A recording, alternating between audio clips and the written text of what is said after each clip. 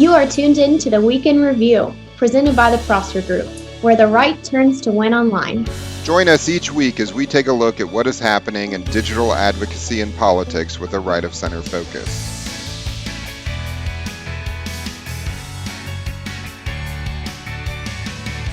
Welcome back to the Prosper Group Week in Review podcast. At the Week in Review, we talk politics and digital from right of center for campaign professionals, political insiders, elected officials, and first-time or aspiring candidates for office.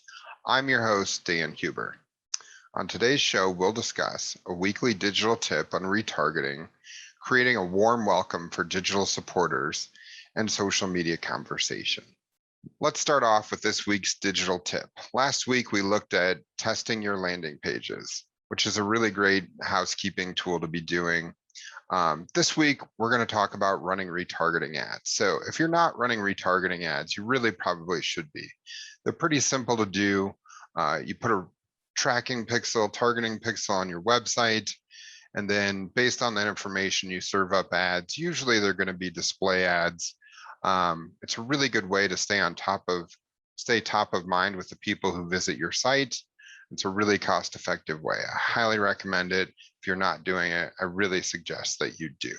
And Amie recently helped us with a blog post on Off Year Fundraising, Taking Away the Democrats' Edge.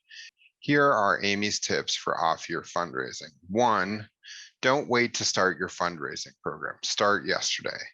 Get ahead of the game, be proactive, definitely do what you need to do. 2, successful small dollar fundraising requires a long-term effort and strategy. Don't think you're going to see immediate results. It's a big picture approach. And if you take that approach early on, you'll be really happy with the results. 3, run acquisition ads targeting known and past donors. This is a great way to make sure that your fundraising campaign's moving forward. 4, keep testing email list rentals for building your house file. This is definitely a good way to continue to expand your reach and a new way to acquire new leads. 5, consider investing in text messaging, SMS, or MMS fundraising for your effort. We've talked a little bit about text in the past. Definitely keep looking at that. 6, mix non-fundraising content into your digital fundraising efforts. This is really important for maintaining your list and just keeping a healthy email distribution list. People want to hear from you more about what you're doing and not just what opportunities there is to contribute to the campaign. If you do a little bit of both, you'll see positive rewards. So this is really great information. It's part of our post on off-year fundraising, taking away the Democrats' edge. We'll put a link to that blog post in the show notes for you. And so definitely check that out. I highly recommend it. To end the show today, we're going to go through our weekly social listing update. Every week, PG sends out the AM Rundown daily on weekdays. It's powered by social listing from the Prosper Group. It's packed with a daily summary, social trends in politics, and a digital best practice. And if you want to sign up and you're not already on the list, go to prospergroupcorp.com/AM Rundown.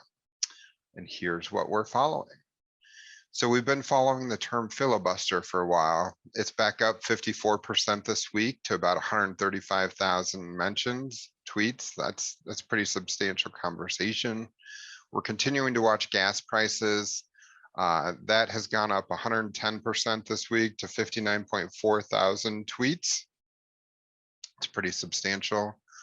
The crisis or the conversation around border crisis is down 11% week over week, while infrastructure has gone up 78% with the passing of the legislation there. So that's pretty significant. And last week we started watching the conversation Cuomo resign. As all of you probably know, Governor Cuomo has resigned. That conversation's down 9% this week over week to 212,000 mentioned. So anyhow, if you want to sign up for the AM Rundown, once again, go to prospergroupcorp.com/AM Rundown. I thank you for listening to the Prosper Group Week in Review and hope you have a wonderful week.